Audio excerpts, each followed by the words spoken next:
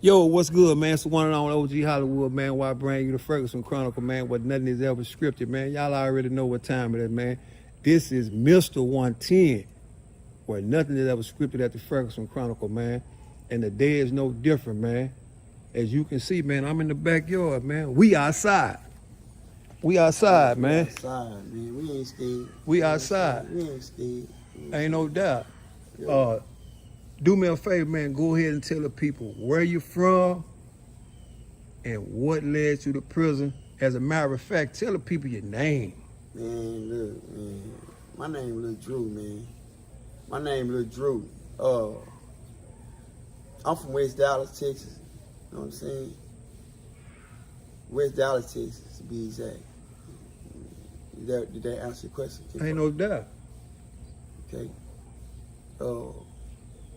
What you asked now? I said, what led to the prison? What led me to prison?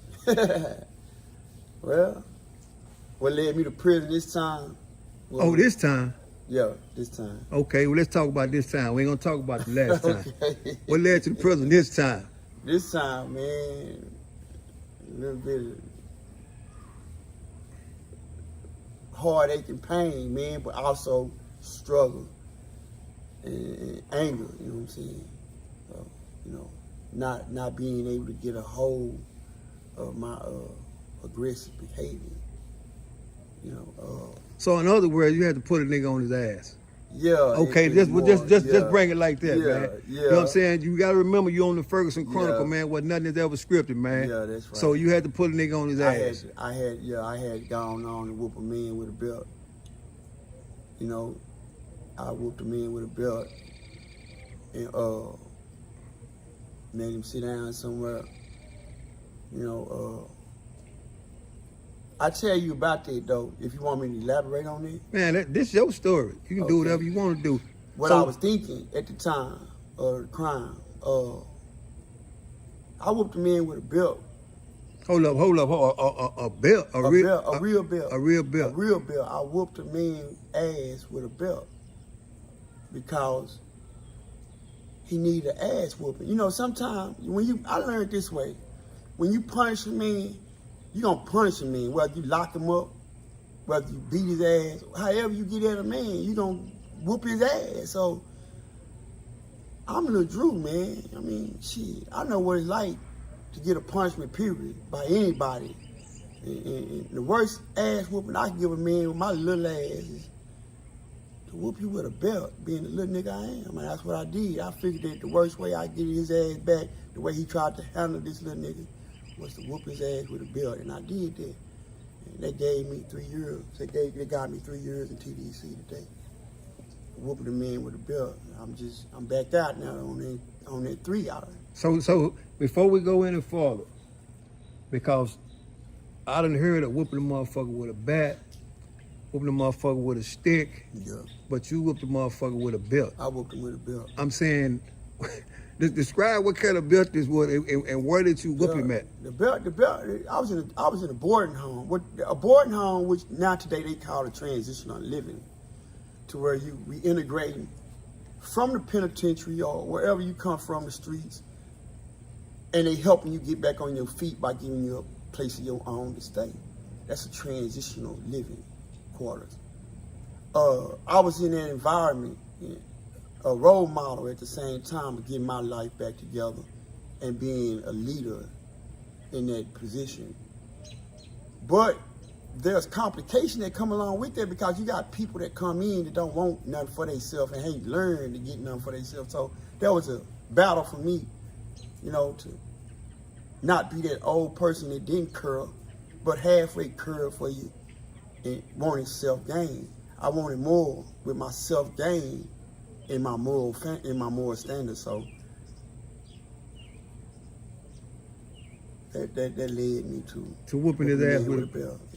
Yeah. Was this a tremendous ass whooping, or was this just? I tell you this right here, man. By the time I got through whooping that man's ass, he looked at me and said he understand, you know. And I asked him, what did you understand? He said, I understand that you hurt. how did you understand that? Is what I asked him. You know, how do you understand when a man hurt? You know what I'm saying? He was hurt. He know how it feel to get your ass whooped. And that shit hurt, you know what I'm saying? So when you come from where I come from, you know what it's like to get your ass whooped and get hurt behind it. But who gonna be there to heal you? Who gonna be there to make sure you go make it through this ass whooping that you getting? Is what lead me to this conversation today. I believe God is putting in my path. He wanted an explanation of why you whooped the man's ass with a belt. This way, you know? So let me ask you this. After whooping this man's ass with a belt, and I'm quite sure it was a horrendous ass whooping to give for them to give you 3 years. Yeah. Right? After all that was said and done, do you think that man understood after getting that ass whooped? I mean, let me tell you this right here. Look at me today. You know, my name Damien. I mean, you know, you just cut it short. My name Lil Drew. You know what I'm saying? I know what it's like to get ass whooping. I just got out on the 3. I may not didn't get my ass whooped like that, but you know, the niggas, they try to get at me. You know, karma is a beast. You know, karma is a beast, man. Karma will come back, and it came back quicker on me than it did, I think, in somebody else's life probably, or it came a different way. So let me ask you this. Mm-hmm. Was that an aggravated assault? Yeah, it was a 3G offense. Okay, a 3G offense, which is for those that don't know, a 3G offense is an aggravated offense, man. And I'm assuming they took the belt situation and made it out of what they call a weapons case. So it was a weapon used in your case. Yeah, it was more so it was a crime that had substantial evidence. You can say that. And he was fucked up. Yeah, he was. I imagine he was, but what kind of man would disclose that type of information with an individual that he knew was suffering from the same thing he was suffering from? It just, you know, he got a consequence, a result that came out of it a little bit severe than how I had to learn.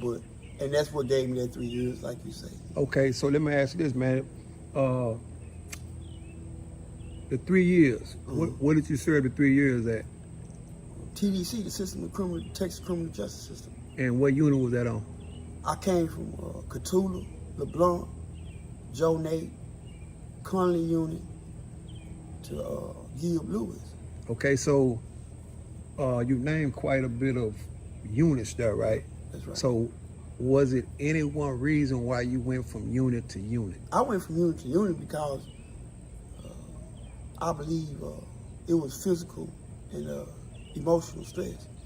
I was going through on the units with other guys that had aggravated time as I did. One thing I had to understand quickly was the fact that I'm around offenders that has aggravated charges, which means that they got 60 years or better, 20 years or better. I only had a 3. So I'm coming through, I'm just passing through. The things that was involved and going on in TDC, I had to either be a part of it or to go hermit the crowd, you know. So let me ask this. At any time and point, by you just having a 3-year aggravated sentence, did you feel at any time that those people that had a substantial amount of time, which is big time, at any time and point did you feel like those guys was hating on you because you had a 3? Oh yeah. Most of the time I felt that way. I had to feel that way after a period when I found out that it was too many repercussions behind it with me. Acknowledging the fact that I'm out the door with what they had going on, I didn't want to be affiliated with. So yeah, I was disassociating myself from a whole bunch of affiliated things as far as the system is capable of producing inside the wall. Meaning what? Meaning that you got drug abuse, you got physical abuse, you got authority abusing authority on inmates, you got inmates abusing authority on authority, you got suicidal tendencies, homicidal tendencies coming from both directions. When an officer got to come to work, and they got a family at home, they just as confused as any inmate is But the only deal, the inmates got it harder because, for one, we are every day with each other and ready to go somewhere every day. We aggravated every day because we want to move around, make something happen for ourselves. Because we learn. And that's the whole deal of what we talking about, where I come from, what got me here right now today, between, you know, the streets and the walls that I followed up and fell from. So, and I don't even know if we said this or not, but how long you been free? I've been free, this just going on my second day. I come out the system, I was spit out yesterday, out the system yesterday morning, in the rain, nowhere to go, no papers, no parole, a free man back in the world. I got spit out the well to the land. And that's where I'm at now. I'm out the well on the land. So let's talk about this. Texas Department of Criminal Justice, right? Yeah. As we sit outside in this backyard, and it's humid back here, right? Yeah. What is the temperature like in the Texas Department of Criminal Justice? Let's talk about the summertime. What is it like?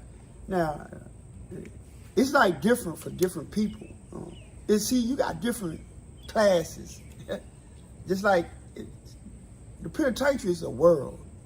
Just like reality in life is a world. Like, it's two different type of worlds we live in. Some live in a constitution where you organized by gangs and your life of crime never ends. That's hell to us sometimes in the environment like TDC. The weather in there, how it is outside, they try to control by giving you drugs and make you go to sleep, or giving you drugs and mess up your brain and have you confused. It's an ego thing. It's a world where the weather changes every day. You never know. But let me tell you about this world in TDC and the weather. Those that's in population and not in SEG or high security, back what they call now cold bed restricted. So you got cold bed restricted individuals that don't come out their cell. They eat between a door in a wall, what I call the restroom. We sleep in the restroom. You got a toilet, a sink above the toilet that's built onto the toilet. You got a bed right there, 2 steps away from the toilet, and you got a table right between the toilet and the bed. You live in this setting where you in the restroom, sleep, eating, and surviving inside of a restroom door, in a restroom wall. Is that easy? I don't know what the next question is gonna be, but the weather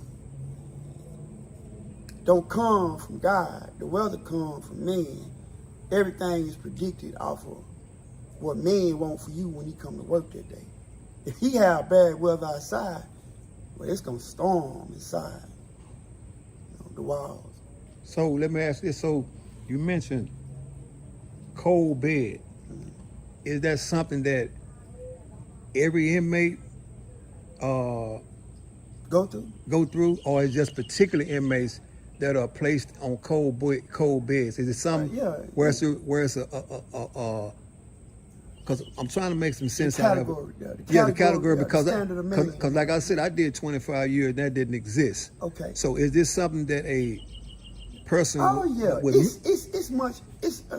it's much greater than that. That's what I'm asking. Is it something that a mental ill person go through? It's something that we all go through, but it's more so for people that has disabilities. Okay. Not just mental disabilities, but physical disabilities. Anybody that allows themselves to have to go to the doctor more than once a day, or in a setting where you need the doctor more than you need anything in the system, they put you on cold bed restricted because you need medical assistance. That's how it is. Okay, so let me ask you this, because weather related, meaning that if it's 110 outside, right? It's gonna be. And you sit in those day rooms. It's gonna be around 65 to you. Because you on in the cold In bed, the cold, okay. But for those that's in normal population, it's gonna rain on your head. if it's hot outside, you're gonna burn. If it's hot outside, it's hot in the day room. That's right. So is that something that most inmates could stand, or most inmates can't stand that particular weather? Because we know in the Texas Department of Criminal Justice in the last couple of years, inmates have died due to heat exhaustion in the Texas Department of Criminal Justice. Well, so what's your take on that? I tell you, from the penitentiary to the streets, first of all, there's a rule that we go by in the system. The penitentiary is not the world. So when you look at how you live better in an environment to where we all are on the same level and being looked at as the same white suits. We are white suits that get trays brought to them. We fed through a slot, which means we spoil. We ain't got to go to work to get an extra tray. If one comes through the door, if we can get it, it's ours. We eat the way we eat, you know. If you use your heart to live, well, your heart is what you live by. If you use your hands, that's what you live by. If you live in the heat, you learn to adapt to the heat. You're going to keep some ice and some cold water. If you learn the AC, well, shit, you ain't going to need much cold water. You're going to drink hot cups of coffee. You know what I'm saying? You adapt to your environment, no matter whether it is you in the streets or in the penitentiary. So, what I'm getting from what you're saying is this is that once you are in the Texas Department of Criminal Justice for a substantial amount of time, you get used to it being blazing hot in the day room. You adapt, yeah. You adapt to your own environment. You become a product of your own environment. Let me ask you this: do you feel like that once a person adapts to his own environment, he or she is considered institutionalized? I tell you, that's a great question. That's a great question. Am I institutionalized because I learned to accept the way I live? I'm asking you. Man, coming from a man that done time and another man that done time, I'm pretty sure we can agree and say, nah. I mean, if I wash my feet in the pen, will I wash my feet coming out the pen? If I didn't wash my hands in the pen and my feet, that means either I'm learning to not learn how to wash my feet and hands, or I'm finna put myself through something so I know I don't want to live there no more. You know what I'm saying? If I know inside I'm clean and my outside body is dirty, what I value the most? Do I value the flesh or do I value the spirit? I want to get my soul right first with God before I go anywhere. So that means I got to learn what God loves the most about me, myself personally, my physical self or my spiritual self. I had to get my spiritual self right with God because the only way I can express what goes on in the environment to where we all are viewed as the same person because of what color we got on or what we done been through.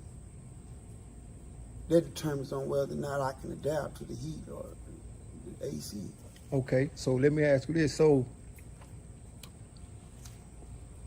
like I said, I've been out a substantial amount of time and things have changed in the Texas Department of Criminal Justice. However, you've only been free for 2 days. Yep. So it's things like that you can tell me that I don't know, like the cold bed that didn't exist when I was there. It didn't. Okay, so let me ask you this.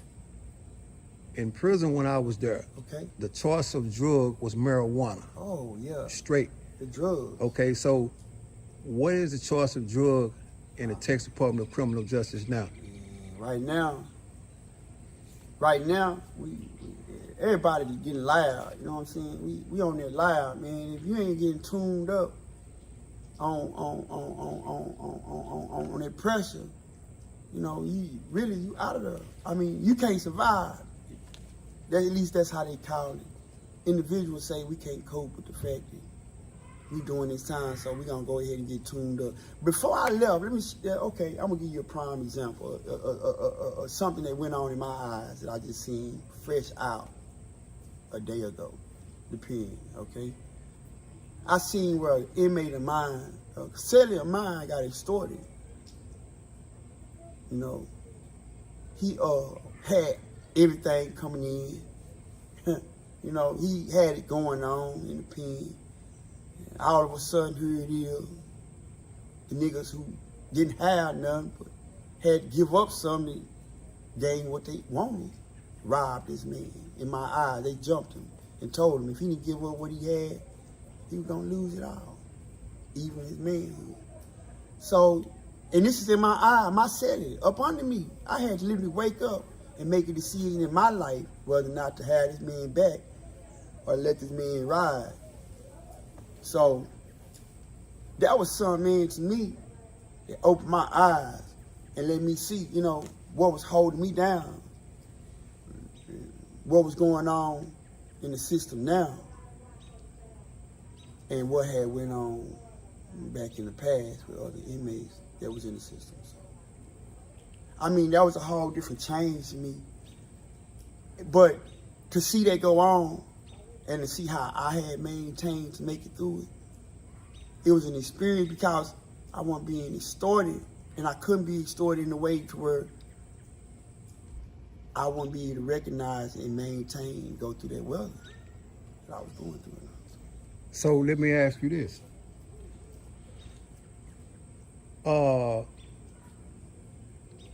When you say tune, is that a word for K2? Oh, yeah.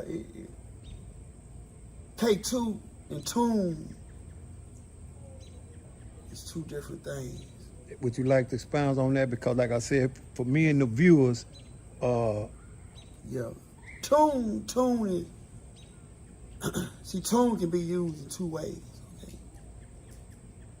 See, when I say tune, I don't mean the tune to tone it down or to tone it up in a tone way. I mean tune as something loud, like something you get on. And it's gonna make you feel a type of way. It's gonna give you that boost of energy and how you feeling ready to finesse something or to perfect something or get on a high level. It'll cause you to do strange things, in other words. That's tune. It'll tune you into the reality of what you gotta do when something come your way. So you either gonna be a fool about it or you're gonna be who you are. It makes you come and be who you are.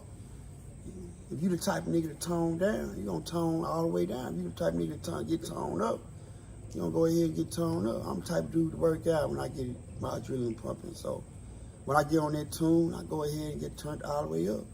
I'm gonna work out, I'm gonna rap, I'm gonna go ahead and elevate to a high. I'm a high level individual. So they doing that tone up and there, that tune up and there, just, different from K2.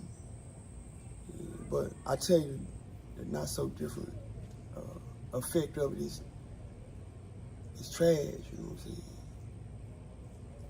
I'm saying? It's we all do drugs, whether it's prescribed or not. So whether to say something legal or illegal, it's a different thing, I believe. So let me ask you this. So, because I've heard, like you said, strange things that people do on tune, okay, or should I say K2, right? Right. During your 3-year stint with the inmates that participate in smoking tune, right? Okay. What is the most worst thing that you've ever saw an inmate do on that tune? That tune. I tell you this right here. That tune will make you come out if you don't allow yourself to get caught in the rapture of it, your addiction. Maintain it. Don't do the drug, but you are the one selling it. It's a difference between being the one that using the drug and not being able to sell it. You got a user, you have a seller. So you either buyer or you're a seller. And that's true, that's real talk, man. In this world, that's what we coming to. We either coming to you either being a buyer or you a seller. There ain't no ways around it. You know. Right now, families is warring with families, or organizations warring with organizations. So that's in prison. That's in prison. Over that tomb? That's in prison over the tomb. That's in prison. The tomb is of the prison system. Power comes through authority. If I can get somebody high and keep them high, I can use that person when they sober up. Tomb do that. Tomb allows you to control the individual. We live in a communist world. Yeah, we move around, we rotate. We rotate. When the world go around, some people catch up and stay along with it. They rotate. While the world is turning, we running around with it. So let me ask you this. So, as far as the officers that work in the Texas Department of Criminal Justice, right? Right. What was your worst experience in dealing with a officer? Officer dealing with an officer is the fact of knowing that you finna get out of something and there ain't nothing they can do about it. And they can't control you. I was one that had that type of power to where I ain't gotta do nothing you tell me to do. Cause I'm going home one day. As long as I do a certain thing that you can't never find out that you can't make me do. So in other words, what you telling me, you had the mentality as to where you say, fuck you. Exactly. I had my own choices. That's what I'm saying. So a disciplinary case didn't mean shit to you all because you had 3 years, right? Didn't mean nothing. Out of place case didn't mean shit to you. Didn't mean nothing. Didn't mean nothing. I have discharge date. When you know your discharge date and you know your level of tolerance, your crime can't be committed. Crime comes through level of power that you have. A man ain't gonna go out and strong arm a nigga unless he know he gonna take him down. A dope dealer ain't gonna sell all the dope unless he know he can smoke you out. A thief ain't gonna do no more than take what he can get out your head. It's a level of tolerance. So let me ask you this, man. So if you had to describe the Texas Department of Criminal Justice, okay, how would I describe it? How would you describe it? Texas Department of Criminal Justice is like being in a home that's dysfunctional. You got brothers and sisters, moms and daddies doing whatever they want to do. And they try to pick whoever gonna follow them the most and go after their lead. And if you ain't a survivor and want to go ahead and do what the highest of them want you to do, you in last place. So, I mean, you really gotta get on all levels of authority and follow up with those laws and regulations, and you'll see yourself out. That's how the system designed. The officers that way. You either you go with the flow or you get rolled over. It's it. So, as far as inmate, officer, correspondence, right? Yeah. Who did you correspondence with the most? Was it the female or the male?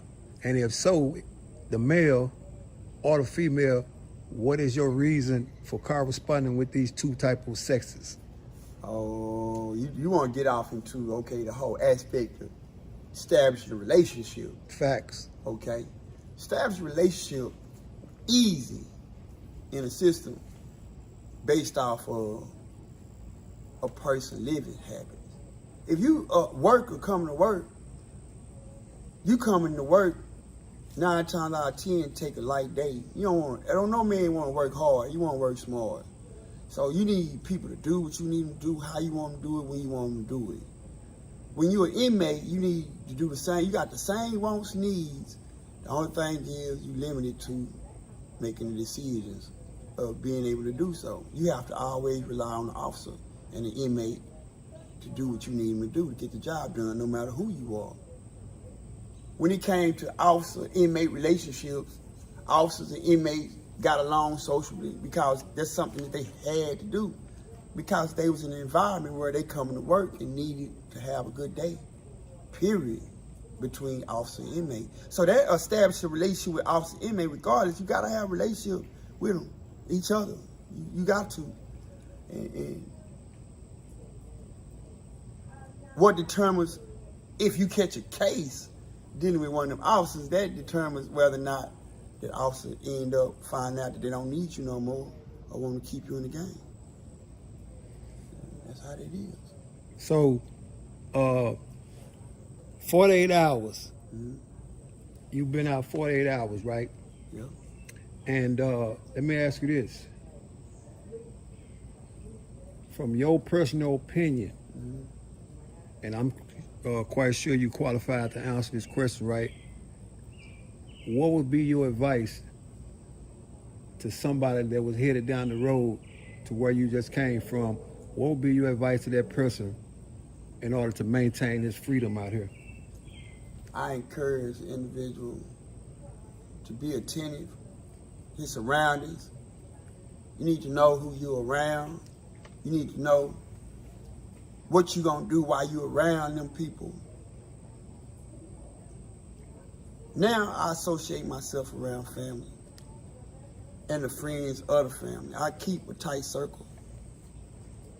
I'm not no one that's gonna run out the door and be anxious to meet somebody that I don't know because of what they got.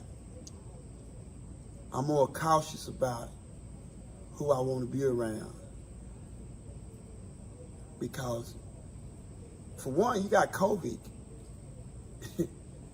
So to distance yourself from others is something I found to be a good social skill, because I come from a background to where a life I lived made me learn that most of all out of everything that I've been through. So that's where I'm going with my life. I'm going to a life back to it initiated to be, and that's with my family and my friends. So let me ask you this before we close it out, man, because as you can see, nighttime is falling. Like I said, once again, real life people, real life story, man. And we in the backyard of Drew's home. He has a beautiful home, man, with a beautiful family. And like I said, real life people, real life story where nothing is ever scripted, man. So let me ask you this, man. What was the one thing that you learned from being in the Texas Department of Criminal Justice this time around?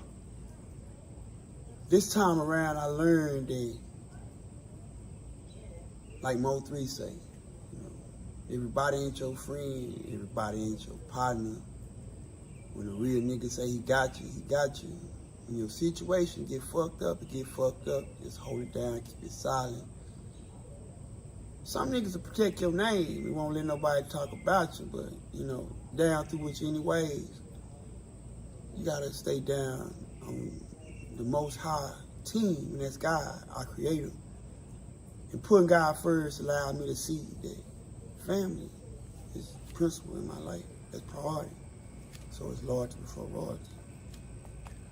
And that's the savage drive that I got today. Once again, real life people, real life story, man. You can't get that nowhere else but here at the Ferguson Chronicle, man. Until next time, y'all know my motto, man. Stay up, stay free.